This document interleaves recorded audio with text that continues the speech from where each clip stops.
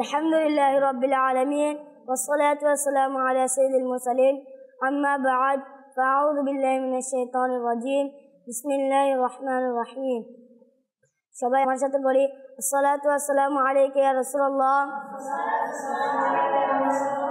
আসসালাতু ওয়াসসালামু আলাইকা ইয়া নবিয়াল্লাহ ওয়া আলা আলিকা ওয়া আসহাবিকা ইয়া নূরাল্লাহ। প্রিয় নবী সাল্লাল্লাহু আলাইহি ওয়াসাল্লাম ইরশাদ করেন, যে ব্যক্তি আমার উপর দরুদ শরীফ পাঠ করবে, আল্লাহ তাআলা তার উপর 10টি রহমত নাযিল করবেন। সাল্লু আলাল হাবিব সাল্লাল্লাহু তাআলা। প্রিয় ছোট্ট বন্ধুরা, মাদানী চ্যানেলের দর্শক বিন্দুরা, ছোটদের নাত মাহফিল অনুষ্ঠানে প্রথমে আমাদের অনুষ্ঠানে কোরআন পাকের তেলাওয়াত শোনাবেন মোহাম্মদ শিহাব আখতারী। আউযু বিল্লাহি মিনাশ শাইতানির রাজীম। বিসমিল্লাহির রহমানির রহিম। الذين جعلوا القرآن عضين فوربك لنسألنهم أجمعين عما كانوا يعملون فاصدع بما تؤمر وأعرض عن المشركين إنا كفيناك المستهزئين الذين يجعلون مع الله إلها آخر فسوف يعلمون ولقد نعلم أنك يضيق صدرك بما يقولون فسبح بحمد ربك وكن من الساجدين واعبد ربك حتى يأتيك اليقين صدق الله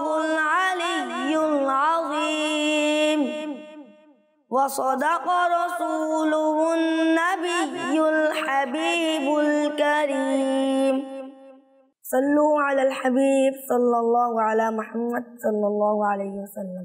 মাশাআল্লাহ মাশাআল্লাহ, এতক্ষণ পর্যন্ত আমরা কোরআন পাকের তেলাওয়াত শুনেছি।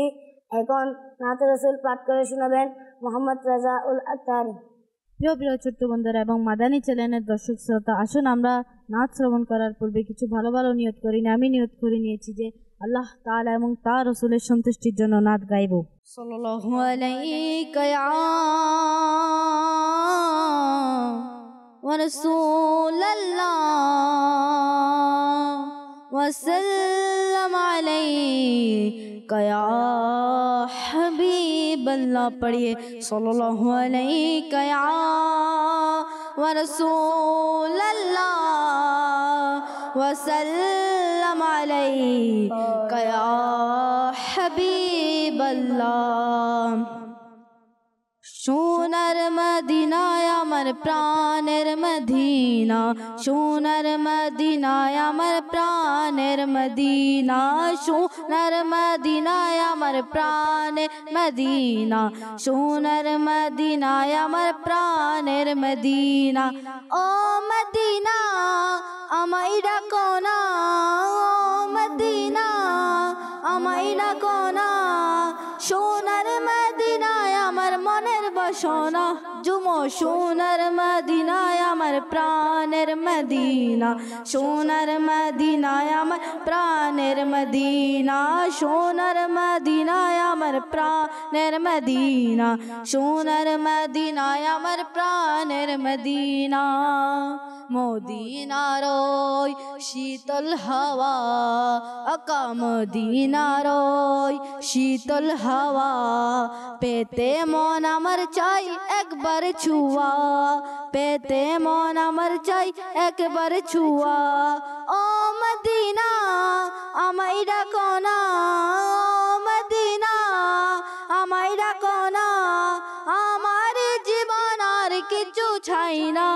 সোনার মদিনায় আমার প্রাণের মদিনা, সোনার মদিনায় আমার প্রাণের মদিনা।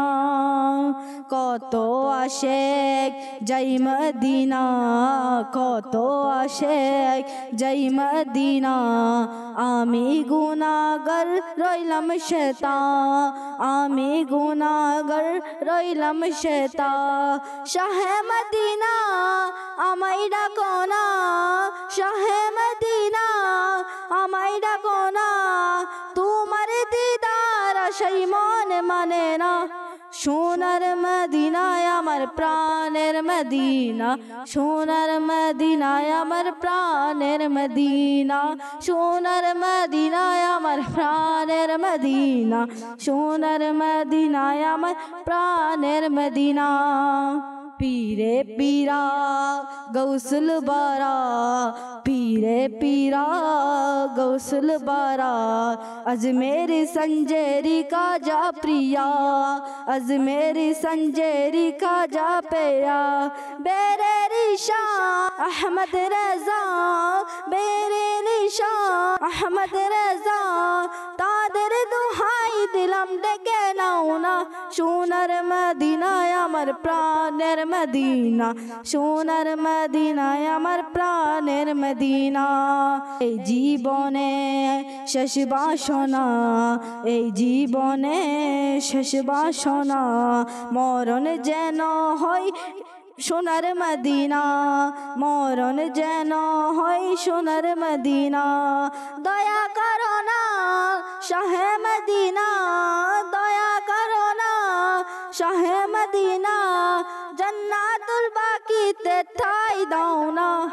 সোনার মদিনায় আমার প্রাণের মদিনা, সোনার মদিনায় আমার প্রাণের মদিনা, সোনার মদিনায় আমার প্রাণের মদিনা।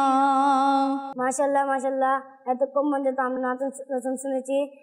এখন আমাদের মাঝে বয়ানে আসবেন মোহাম্মদ মন্নান আক্তারি। সাল্লু আলাল হাবিব সাল্লাল্লাহু তাআলা। আলহামদুলিল্লাহি রাব্বিল আলামিন ওয়াসসালাতু ওয়াসসালামু আলা সাইয়্যিদিল মুরসালিন। আম্মা বা'দ, ফাআউযু বিল্লাহি মিনাশ শাইতানির রাজীম। বিসমিল্লাহির রহমানির রহিম। আসুন প্রিয় ছোট্ট বন্ধুরা এবং মাদানী চ্যানেলের দর্শক শ্রোতারা, আমরা প্রিয় নবী হুজুর নূর সাল্লাল্লাহু আলাইহি ওয়া আলিহি ওয়াসাল্লাম এর উপর মোহাব্বত সহকারে দরুদ শরীফ পাঠ করি। আসসালাতু ওয়াসসালামু আলাইকা ইয়া রাসূলুল্লাহ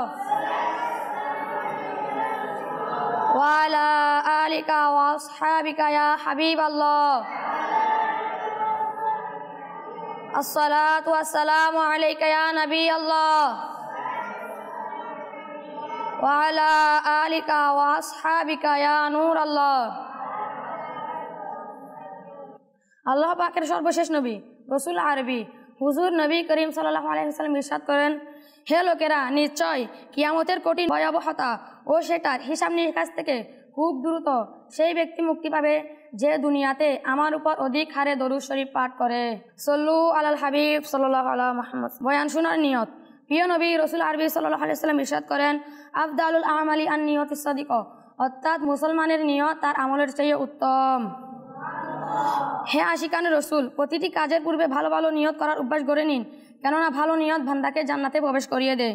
বয়ান শ্রবণ করার পূর্বেও আমরা ভালো ভালো নিয়ত করে নিন। যেমন নিয়ত করুন ইলমে দ্বীন অর্জন করার জন্য বয়ান শ্রবণ করব, বয়ানের মাঝখানে উদাসীনতা থেকে বেঁচে থাকবো, নিজের সংশোধনের জন্য বয়ান শ্রবণ করব, যা শুনবো তা অন্যের নিকট পৌঁছে দেওয়ার চেষ্টা করব। প্রিয় নবী সাল্লাল্লাহু আলাইহি সাল্লামের উদারতা। হযরত আব্দুল্লাহ হাজানী রাহমাতুল্লাহ আলাইহি বলেন, আমার মুয়াজ্জিনে রসুল হযরত বিলাল রাদিয়াল্লাহু তাআলা আনহু এর সাথে সাক্ষাৎ করার সৌভাগ্য অর্জিত হলো। আমি তাকে রসুল সাল্লাল্লাহু আলাইহি সাল্লাম এর ব্যয় সম্পর্কে জিজ্ঞাসা করলাম। তিনি আমাকে বললেন যে রসুল সাল্লাল্লাহু আলাইহি সাল্লাম এর নিকট যা কিছু সম্পদ থাকতো তা খরচ করার দায়িত্ব আমার থাকতো। যখন কোনো বস্ত্রহীন মুসলমান আমার কাছে আসতো তখন তিনি আমাকে নির্দেশ দিতেন, আর আমি কারো কাছ থেকে কর্জ নিতাম এবং চাদর ক্রয় করে তাকে পরিধান করাতাম এবং খাওয়াতাম। একদিন এক মুসলিম আমার কাছে আসলো আর বলতে লাগলো, হে বিলাল, আমি যারা অন্য কাছ থেকে তুমি কর্জ নিও না, আমার প্রচুর সম্পদ আছে, আমি এরকমই করেছি। অর্থাৎ এরপর থেকে যখন কোনো কর্জ নেওয়া করতো তখন আমি তার থেকেই নিতাম। একদিন উজু করে আজান দেওয়ার জন্য আমি দাঁড়ালাম, তখন কি দেখলাম ওই মুসলিম কিছু ব্যবসায়ীকে নিয়ে আমার কাছে আসলো আর বলতে লাগলো, হে বিলাল, তোমার কর্জ পরিশোধ করার আর মাত্র 4 দিন বাকি আছে। যদি এর মধ্যে কর্জ পরিশোধ করতে না পারো তাহলে আমার গোলাম বানিয়ে তোমাকে ছাগল চড়াতে দিব। এই কথা শুনে হযরত বিলাল রাদিয়াল্লাহু তাআলা খুব চিন্তিত হয়ে গেলেন। অতঃপর ইশারের নামাজ পর রাসূল করিম সাল্লাল্লাহু আলাইহি ওয়াসাল্লাম এর দরবারে উপস্থিত হলাম আর আরজ করলাম, ইয়া রাসূলুল্লাহ সাল্লাল্লাহু আলাইহি ওয়াসাল্লাম, আপনার প্রতি আমার মা বাবা উৎসর্গ হোক। এই মুসলিম যার কাছ থেকে আমি কর্জ নিতাম সে আমাকে গালমন্দ করলো, এরকম বলেছে।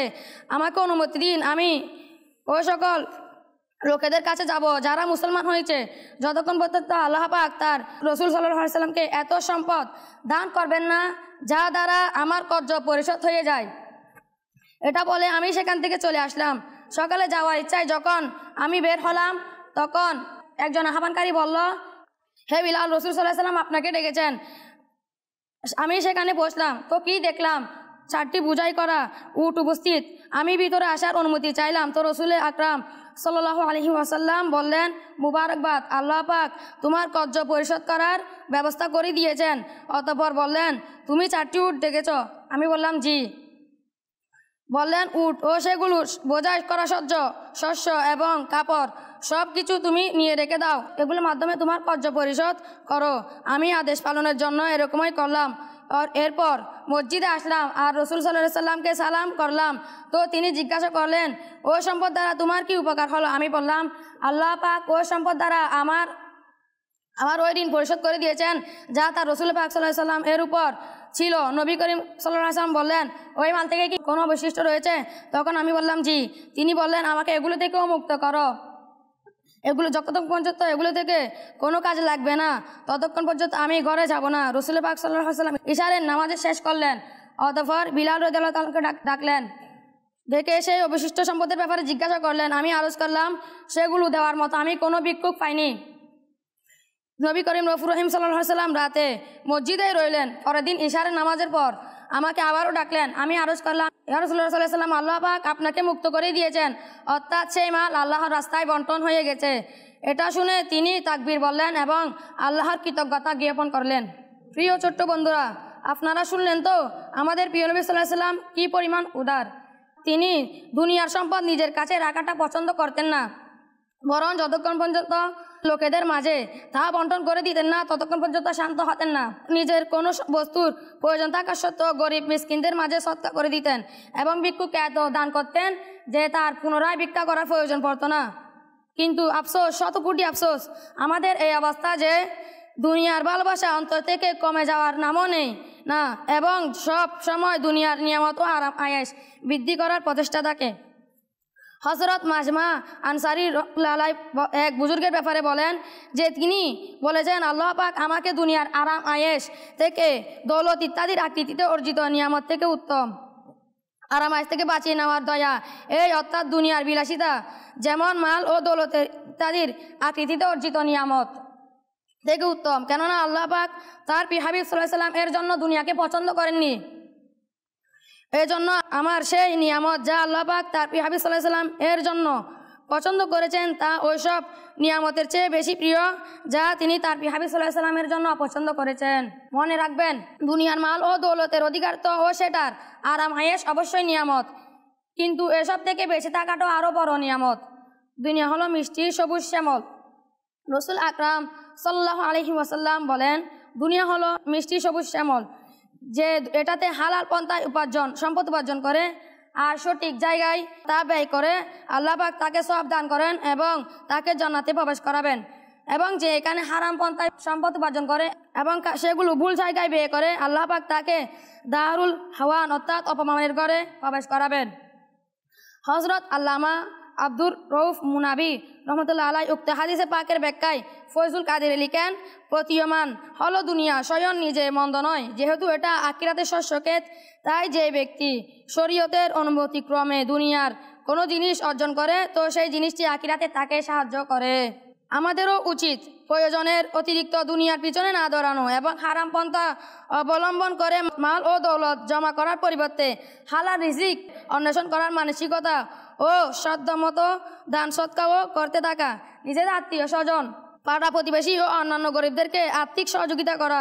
মূলত বাস্তবতা হলো যে ব্যক্তি কাউকে সাহায্য করে আল্লাহ পাকও তাকে সাহায্য করেন এবং আল্লাহর রাস্তায় ব্যয় করার ফলে সম্পদ বৃদ্ধি হয়, কমে না। সৎকার ফজিলত ও বরকতের ব্যাপারে রসুল করিম সাল্লাল্লাহু আলাইহি ওয়াসাল্লাম বলেন, সৎকার সম্পদ কমায় না, আর আল্লাহ পাক ক্ষমা করার কারণে বন্দার সম্মান বৃদ্ধি পেয়ে থাকে। আর যে আল্লাহ পাকের সন্তুষ্টির লক্ষ্যে বিনয়ী হয়, আল্লাহ পাক তাকে উচ্চ মর্যাদা দান করেন। প্রিয় নবী সাল্লাল্লাহু আলাইহি ওয়াসাল্লাম এর কি মহিমা যে নিজের কাছে সম্পদ রাখাটাও পছন্দ করতেন না, তৎক্ষণাৎ সৎকার করে দিতেন। সুতরাং একবারের একটি ঘটনা, রসুল করিম সাল্লাল্লাহু আলাইহি ওয়াসাল্লাম আসর নামাজ পড়লেন আর সালাম ফিরানোর সাথে সাথে হুজরা শরীফে চলে গেলেন। অতঃপর খুব দ্রুত ফিরে আসলেন। সাহাবায়ে কেরাম অবাক হলেন। তিনি বললেন, নামাজের মধ্যে আমার মনে পড়ল কিছু স্বর্ণ আমার ঘরের কোণে পড়ে রয়েছে। আমার অপছন্দ হলো যে রাত হয়ে যাক আর সেগুলো ঘরে পড়ে থাকুক, এজন্য গিয়ে সেগুলো বন্টন করার জন্য বলে আসলাম। হযরত আবু যুর রাদিয়াল্লাহু তাআলা আনহু বলেন, একদিন আমি নবী করিম সাল্লাল্লাহু আলাইহি ওয়াসাল্লাম এর সাথে ছিলাম। যখন উহুদ পাহাড় দেখলেন তখন বললেন, যদি এই পাহাড় আমার জন্য স্বর্ণ হয়ে যায় তবে আমি সেটা অপছন্দ করব যে তা থেকে এক দিনারও আমার কাছে 3 দিনের চেয়ে বেশি থাকুক, তবে যেগুলো ব্যতীত যা আমি কর্জ পরিশোধ করার জন্য রেখেছি। সর্বশ্রেষ্ঠ উদার শাহেন নবুয়ত রসুল করিম সাল্লাল্লাহু আলাইহি ওয়াসাল্লাম এর দানশীলতার শান বলতে গিয়ে হযরত আব্দুল্লাহ বিন আব্বাস রাদিয়াল্লাহু তাআলা আনহুমা বলেন, রাসূল আকরাম সাল্লাল্লাহু আলাইহি ওয়াসাল্লাম মানুষের মধ্যে সবচেয়ে বেশি উদার এবং তার উদারতার সমুদ্রে সবচেয়ে বেশি জোয়ার তখনই উঠত যখন রমজান মাসে জিব্রাইল আলাইহিস সালাম তার সাথে সাক্ষাতের জন্য উপস্থিত হতেন। জিব্রাইল আমিন আলাইহিস সালাম রমজানুল মুবারকে প্রতি রাতে উপস্থিত হতেন আর রসুল করিম সাল্লাল্লাহু আলাইহি ওয়াসাল্লাম এর সাথে কুরআনে আজিমের চর্চা করতেন। ব্যাস, রসুল পাক সাল্লাল্লাহু আলাইহি ওয়াসাল্লাম এত দ্রুত গতি সম্পূর্ণ বাতাসের চেয়েও বেশি দান করতেন। হযরত জাবের বিন আব্দুল্লাহ রাদিয়াল্লাহু তাআলা আনহু থেকে বর্ণিত, রসুল পাক সাল্লাল্লাহু আলাইহি ওয়াসাল্লাম কখনো কোনো ভিক্ষুককে উত্তরে না শব্দটি বলেননি। একবার নবী আকরাম সাল্লাল্লাহু আলাইহি ওয়াসাল্লাম এর দরবারে 70,000 দিরহাম আনা হলো। তো তিনি সেই দিরহামগুলো একটি মাদুরের উপর রাখলেন আর পাশে দাঁড়িয়ে বন্টন করতে লাগলেন। কোনো ভিক্ষুককে কালি ফিরে দেননি, এমনকি এক পর্যায়ে সেগুলো শেষ হয়ে গেল। অনেক সময় এমনও হয়ে থাকে যে রসুল করিম সাল্লাল্লাহু আলাইহি ওয়াসাল্লাম কারো কাছ থেকে কোনো কিছু ক্রয় করতেন, মূল্য পরিশোধ করার পর তা তাকে উপহার দিয়ে দিতেন। একবার হযরত জাবির বিন আব্দুল্লাহ রাদিয়াল্লাহু তাআলা আনহু এর কাছ থেকে প্রিয় নবী সাল্লাল্লাহু আলাইহি ওয়াসাল্লাম একটি উট কিনে নিলেন, অতঃপর তাকে উপহার হিসেবে দিয়ে দিলেন। এভাবে আমিরুল মুমিনিন হযরত সাইয়েদনা উমর ফারুক রাদিয়াল্লাহু তাআলা আনহু থেকে একটি উটের বাচ্চা ক্রয় করলেন। এরপর সেই উটের বাচ্চা তারই ছেলে হযরত আব্দুল্লাহ বিন উমর রাদিয়াল্লাহু তাআলা আনহুকে দিয়ে দিলেন। প্রিয় ছোট্ট বন্ধুরা, আমাদের প্রিয় নবী সাল্লাল্লাহু আলাইহি ওয়াসাল্লাম কি পরিমাণ দানশীল ছিলেন যে জিনিস নিজের প্রয়োজনের জন্য ক্রয় করতেন সেটাও উপহার স্বরূপ দিয়ে দিতেন, দান করে দিতেন। আমাদেরও উচিত আমরা যেন প্রিয় নবী সাল্লাল্লাহু আলাইহি ওয়াসাল্লাম এর এই প্রিয় সুন্নতের উপর আমল করার মানুষদের ও মুসলমানদের হৃদয়ে আনন্দ দেওয়ার নিয়তে একে অপরকে উপহার দেওয়ার অভ্যেস করা কেননা উপহার দেওয়ার দ্বারা ভালোবাসা বৃদ্ধি পায় আর শত্রুতা দূরীভূত হয়। হযরত আতা কুরাসানি রাদিয়াল্লাহু তাআলা আনহু হতে বর্ণিত, নবী করিম সাল্লাল্লাহু আলাইহি ওয়াসাল্লাম ইরশাদ করেন, একে অপরের সাথে মুসাফা করো আর অর্থাৎ হাত মিলাও, এ দ্বারা ক্রোধ চলে যাবে আর উপহার পাঠাও, পরস্পরের মধ্যে ভালোবাসার সৃষ্টি হবে, শত্রুতা দূরীভূত থাকবে। হাকিমুল উম্মত মুফতি আহমদ ইয়ার খান নাইমি রহমতুল্লাহ আলাইহি বলেন, এই দুটি আমল খুবই পরীক্ষিত, যার সাথে মুসাফা করা হয় তার সাথে শত্রুতা হয় না, যদি কোনো কারণে হয়েও যায় তবে সেটার বরকতে স্থির থাকে না। একইভাবে একে অপরের উপহার দেওয়া শত্রুতা চলে যায়। প্রিয় ছোট্ট বন্ধুরা, মনে রাখবেন, উপহার আদান প্রদান হোক বা অন্য কোনো বিষয় তা হালাল পন্থায় অবলম্বন করা উচিত, কারণ হারাম পন্থায় অর্জিত সম্পদ আহার করা, পান করা, পরিধান করা অথবা কোনো কাজে ব্যবহার করা হারাম ও গুনাহ। সেটার শাস্তি দুনিয়াতে সম্পদের অভাব ও অপমান ও বরকতহীনতা ও আখিরাতের শাস্তি হলো জাহান্নামের প্রজ্বলিত আগুনের বেদনাদায়ক আযাব। প্রিয় নবী হুজুর পুনুর সাল্লাল্লাহু আলাইহি ওয়াসাল্লাম এর বাণী, যে ব্যক্তি হারাম মাল উপার্জন করে এরপর সদকা করে তার সদকা কবুল করা হবে না আর সেখান থেকে খরচ করলে এটারও তাতে কোনো বরকত হবে না, এবং সেগুলো রেখে মারা গেলে সেগুলো তার জন্য দোজখের পাতে হবে। সুতরাং আমাদের উচিত জায়েজ পদ্ধতিতে সম্পদ উপার্জন করা এবং নিজের প্রয়োজন ব্যতীত যা বেঁচে যায় সেগুলো অযথা কাজে ব্যবহার করার পরিবর্তে নিজের দরিদ্র ও গরিব মুসলমান ভাইকে আর্থিক সহযোগিতা করা, মসজিদ মাদ্রাসা ও নেকির কাজে উন্নতির জন্য বেশি থেকে বেশি পরিমাণে নিজের সম্পদ ব্যয় করা, তাহলে ইনশাআল্লাহ সেটার অসংখ্য বরকত নসিব হবে। যেমন ফারা 3 সূরা বাকারা আয়াত নাম্বার 274 ইরশাদ হচ্ছে, যার কাউন্সিল ইমান থেকে অনুবাদ, ওই সব লোক যারা নিজেদের ধন সম্পদ দান করে রাতেও দিনে গোপনেও প্রকাশ্যে, তাদের জন্য তাদের পূর্ণফল রয়েছে তাদের প্রতিপালকের নিকট, তাদের না কোনো আশঙ্কা আছে না কিছু দুঃখ। এভাবে ফারা 3 সূরা বাকারার 261 নং আয়াত ইরশাদ হচ্ছে, যার কাউন্সিল ইমান থেকে অনুবাদ, তাদের উপমা যারা আপন সম্পদ আল্লাহ পাকের পথে ব্যয় করে সেই স্বচ্ছ বীজের ন্যায়, যা উৎপাদন করে 60টা শীষ, প্রত্যেক শীষে 100 শস্যকণা, এর আল্লাহ তা থেকে অধিক বৃদ্ধি করেন যার জন্য চান। আল্লাহ পাক প্রাচুর্যময় ও জ্ঞানময়। প্রিয় ছোট্ট বন্ধুরা, আল্লাহ পাকের রাস্তায় ব্যয় করবেন তো সে মালিক ও মৌলা জমিন ও আসমান এবং সমস্ত জাহানের কালিক ও মালিক, সেই দয়ালু প্রতিপালকের দয়া করবেন এবং আমাদের সম্পদ বৃদ্ধি করবেন। কত সৌভাগ্যবান মুসলমান এমন রয়েছে যারা তাদের সম্পদের হক আদায় করে খুশি মনে সময় মতো জাকাত ও ফিতরা আদায় করে থাকে। নিজের সম্পদ মা বাবা ভাই বোন এবং সন্তানদের জন্য খরচ করে, নিজের নিকটতম বন্ধু আত্মীয় স্বজনের মৃত্যুতে তাদের ইসালে সাহাবের জন্য দাওয়াতি ইসলামীর মাদানী কাজের মধ্যে নিজের অর্থ ব্যয় করে। নবী করিম রফুর রহিম সাল্লাল্লাহু আলাইহি সাল্লাম এর মিলাদ উদযাপন করে ভালো নিয়তে হাসপাতাল বানিয়ে থাকে একনিষ্ঠতার, যাতে কোরআন তিলাওয়াত এবং জিকির ও নাত এবং সুন্নতের পড়া ইস্তিমার ব্যবস্থা করে টাকা খরচ করে মসজিদ ও মাদ্রাসার নির্মাণ কাজে অংশ নেয়। দরস ও তাদরিস, দরসে নিজামি অর্থাৎ আলিম কোর্সের কাজে সহযোগিতা করে, যেমন শিক্ষকদের বেতন, শিক্ষার্থীদের কিতাবাদি, খাবার ও টাকা খরচ ইত্যাদি। কোরআনে করিম হিফজ ও নাজারা এর শিক্ষার কাজে সহযোগিতা করে, মসজিদ পরিচালনায় খরচাদি ইত্যাদির খরচ বহন করে, সেটাতে অংশ নিয়ে থাকে।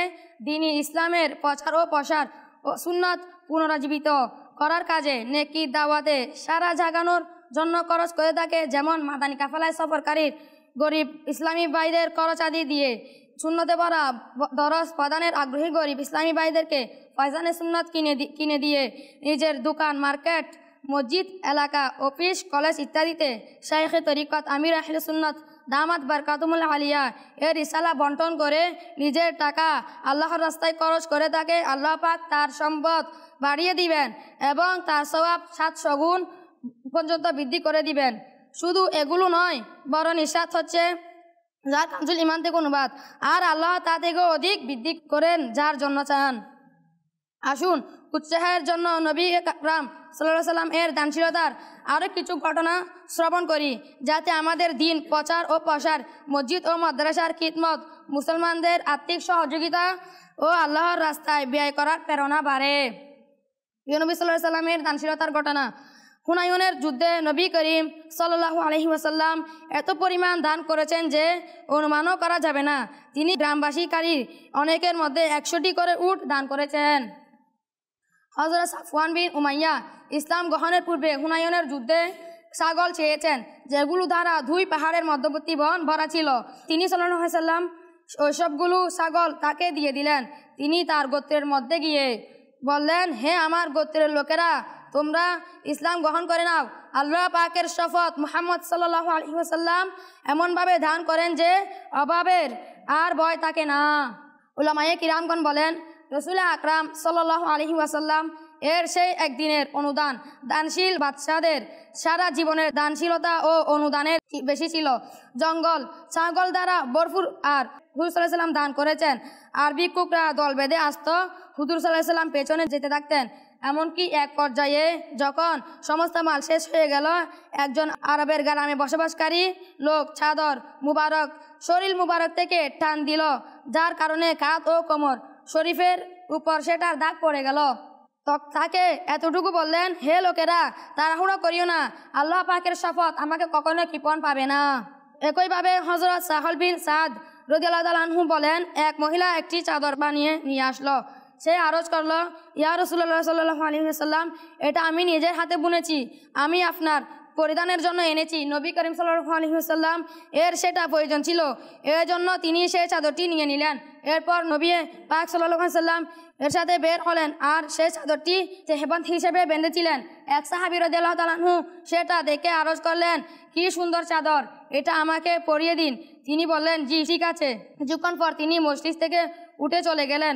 অতঃপর পুনরায় তাশরিফ আনলেন আর সেই চাদরটি বাস করে ওই সাহাবীর কাছে পাঠিয়ে দিলেন। সাহাবায়ে কিরাম রাদিয়াল্লাহু তাআলা আনহুম তাকে বললেন, তুমি কাজটা ভালো করো নাই, কেননা তুমি জানো যে রাসূল করিম সাল্লাল্লাহু আলাইহি ওয়াসাল্লাম কোনো ভিক্ষুককে ফিরিয়ে দেন না।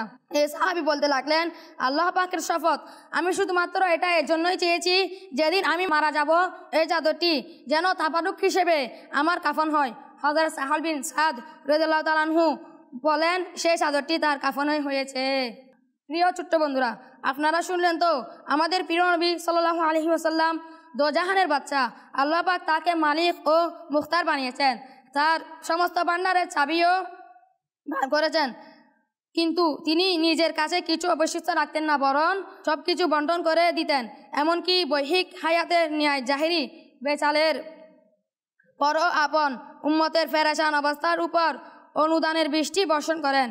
যদি কারো মাথায় কুমন্ত্রণা আসে যে রাসূল করিম সাল্লাল্লাহু আলাইহি সাল্লাম তো এই দুনিয়া থেকে পর্দা করছেন, তো কিভাবে ভিক্ষুকদের দান করেন, তো মনে রাখবেন, আল্লাহ পাকের সমস্ত নবীগণ আপন মাজারে জীবিত রয়েছেন। আলা হযরত ইমাম আহমদ রেজা খান রহমতুল্লাহ আলাইহি ইরশাদ করেন, রাসূল আকরাম সাল্লাল্লাহু আলাইহি সাল্লাম ও সমস্ত আম্বিয়া কিরাম আলাইহিস সালাম হায়াতে হাকিকি, দুনিয়াবি, রুহানি ও শারীরিকভাবে জীবিত আছেন।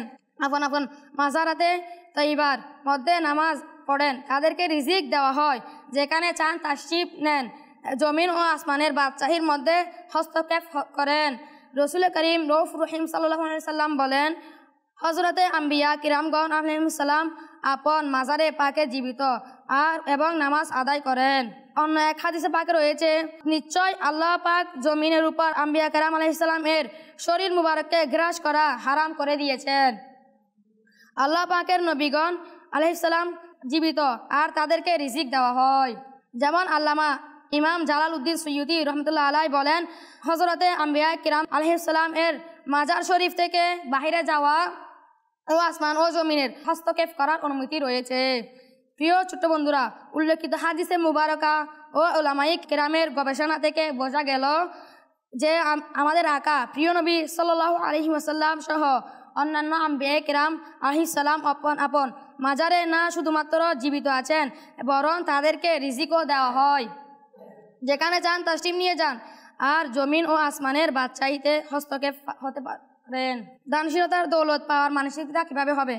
প্রিয় ছোট্ট বন্ধুরা, যদি আমরা দানশীলতার অভ্যাস গড়তে চাই, তাহলে আসুন এই প্রসঙ্গে কিছু মাদানী ফুল শ্রবণ করার সৌভাগ্য অর্জন করি। 1. দানশীলতার ফজিলত পড়ুন। দানশীলতার ফজিলত ও কৃপণতার পরিমাণ প্রসঙ্গে হাদিসে মুবারাকা এবং সাহাবায়ে কিরাম ও বুজুর্গানে দিন রহমতুল্লাহ আলাই এর জীবনী অধ্যয়ন করুন। ইনশাআল্লাহ সেটার বরকতে কৃপণতার স্বভাব দূর ও দানশীলতার মানসিকতা হবে। নিজের হৃদয় থেকে সম্পদের ভালোবাসা বের করে দিন, কেননা যতক্ষণ পর্যন্ত মাল ও দৌলতের ভালোবাসা অন্তরে থাকবে, আল্লাহ পাকের রাস্তায় ব্যয় করতে মন চাইবে না। হযরত হাসান বসরি রহমতুল্লাহ আলাই বলেন, আল্লাহ পাকের শপথ, যে দিরহামকে অর্থাৎ দৌলত সম্মান করে, আল্লাহ পাক তাকে অপছন্দ করেন।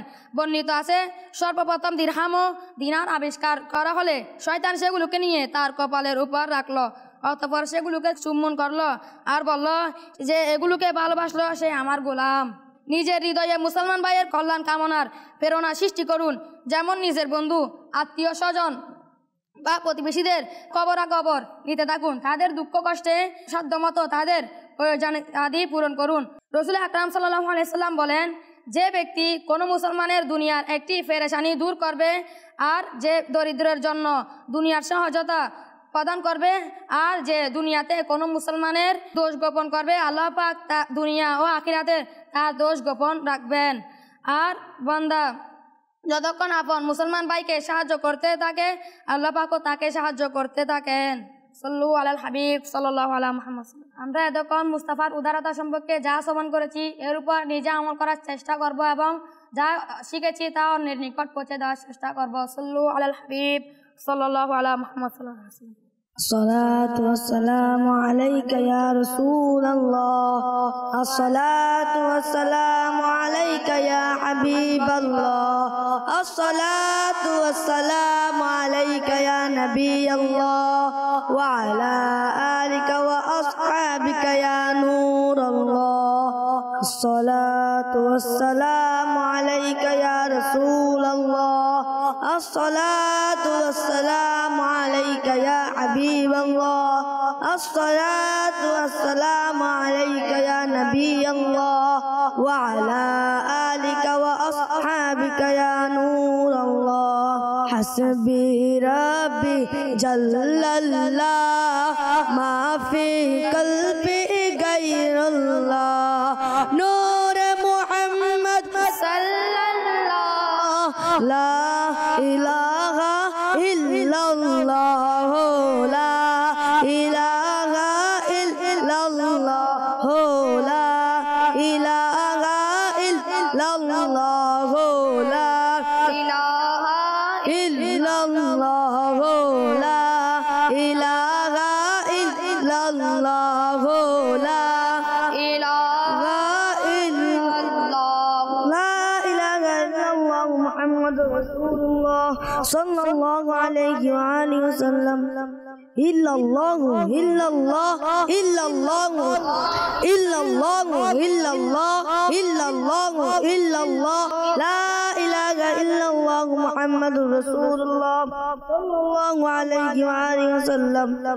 اذكر الله الله الله الله الله الله الله الله الله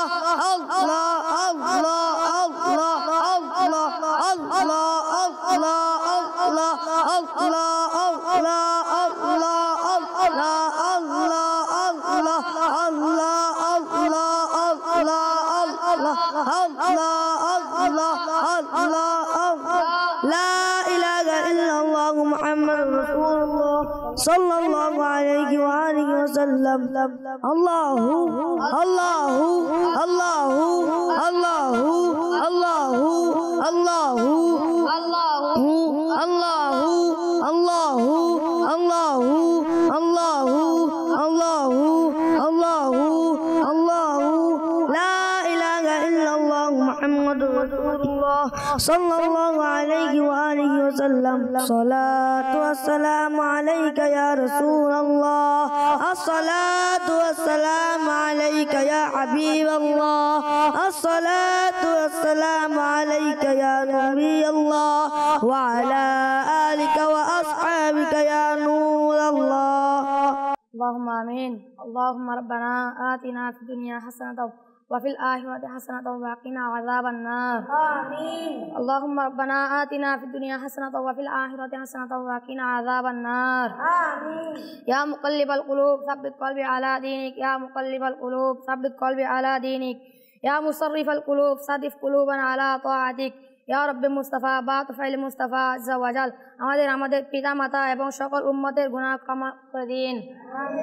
আল্লাহ মুসলমানদের রোজগারহীনতা সন্তানহীনতা হয়তুক মামলা মোকদ্দমা থেকে রক্ষা করো। আল্লাহ আমাদের উস্তাদদের জীবনের গুনাহ থেকে মাফ করে দিন। আল্লাহ আমাদের জীবনের গুনাহকে মাফ করে দিন। আমাদের প্রিয় মুর্শিদকে হায়াতে তৈবা দান করুন। আমাদের প্রিয় মুর্শিদকে বিভিন্ন ধরনের রোগ বিমারি থেকে শায়া আজিনা কুল্লিয়া তামিলা দান করুন। আল্লাহ আমাদের জীবনের গুনাহ মাফ করে দিন। بحق لا إله إلا الله محمد رسول الله. سلام عليك يا رسول، سلام عليك يا حبيب، سلام عليك صلوات الله عليك. मेरा दिल तरफ रहा है, मेरा जल रहा